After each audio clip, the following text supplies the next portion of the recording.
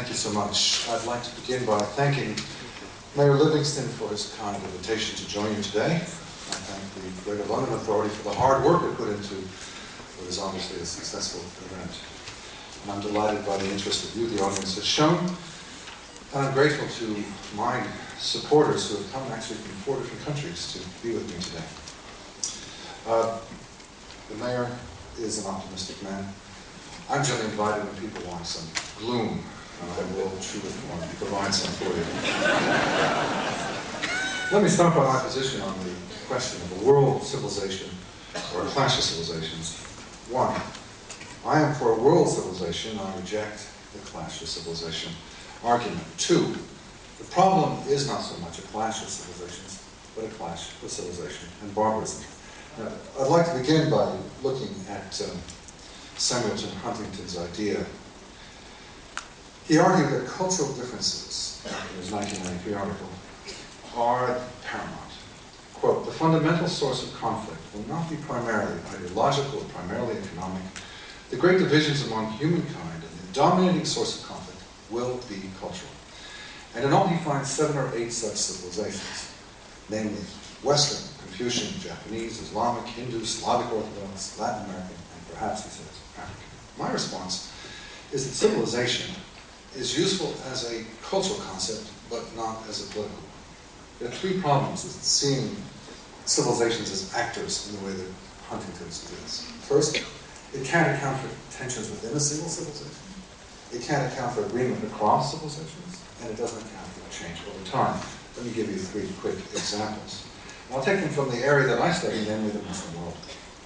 First, it cannot account for Muslim on Muslim violence, of which there's a great deal, be it the civil war in Lebanon, the Iraq-Iran war, the Islamist insurgency in Algeria, the Sunnis versus Shias in Iraq at present, the near civil war in the Palestinian Authority, the Sudanese government against the people of Darfur.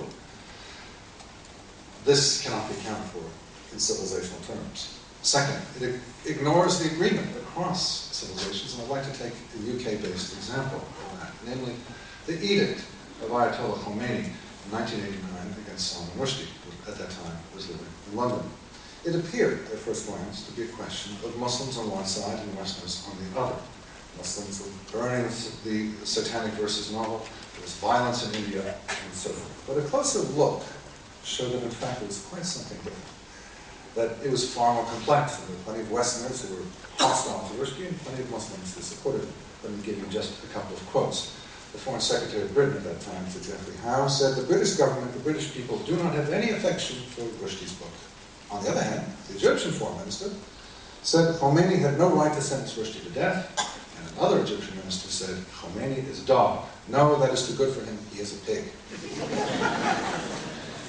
Third point, Huntington, in his analysis, can't account for change over time, and I can best illustrate this by giving a quote from his 1993 article. He said, the economic issues between the United States and Europe are no less serious than those between the United States and Japan.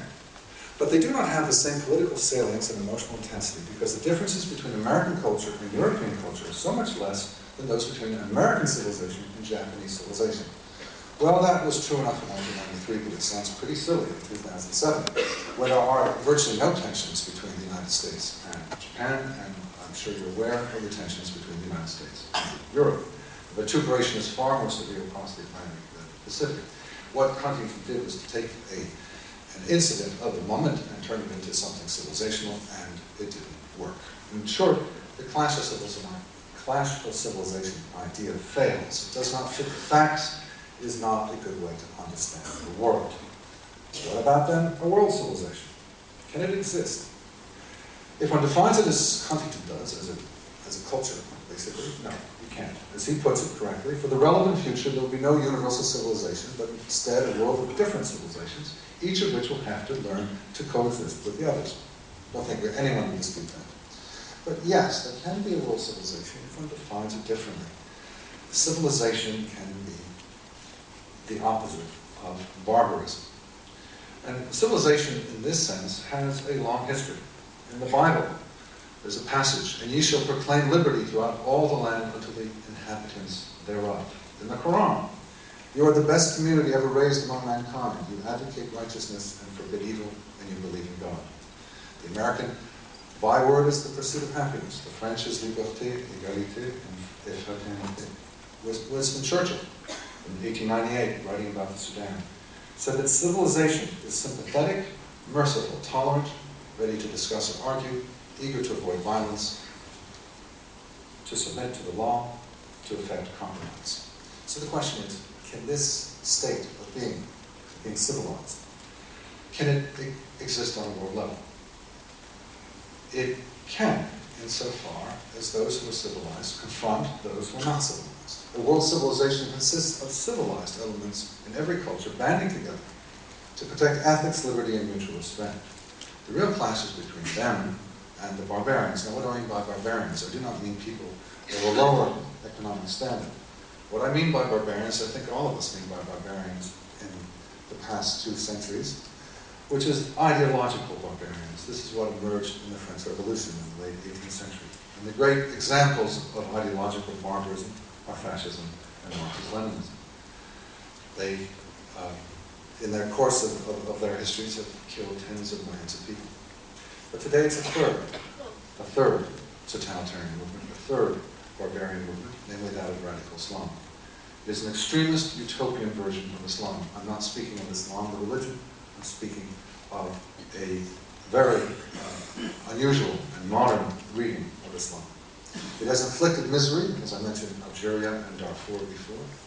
There's suicide terrorism, there are tyrannical brutal governments, there's oppression of women and non-Muslims. It threatens the whole world. Morocco, Turkey, Palestinian Authority, Egypt, Saudi Arabia, Iraq, Iran, Pakistan, you name it, Afghanistan, Indonesia, and not just the traditional Muslim world, but also Russia, France, Sweden, and I dare say the United Kingdom.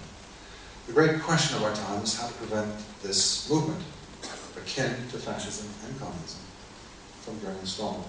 Now, I believe the mayor and I agree on the need to withstand this menace, but we disagree on the means of how to do it. He looks to multiculturalism, and I to winning the war.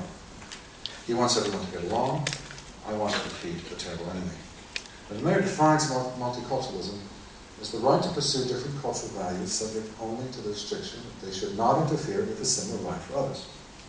And he argues, as you've just heard, that it works, that London is a successful city. And I won't dispute his specifics, but I do see the multicultural impulse breeding disaster by ignoring a dangerous and growing presence of radical Islam in London.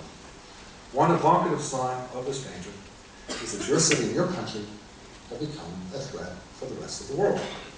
In 2003, Home Secretary David Blunkett presented a dossier to the Special Immigration Appeals Commission, in which he, quote, admits that Britain was a safe haven for supporters of worldwide terrorism, and in which he said, Britain remains a significant base for supporting terrorism. And indeed, British-based terrorists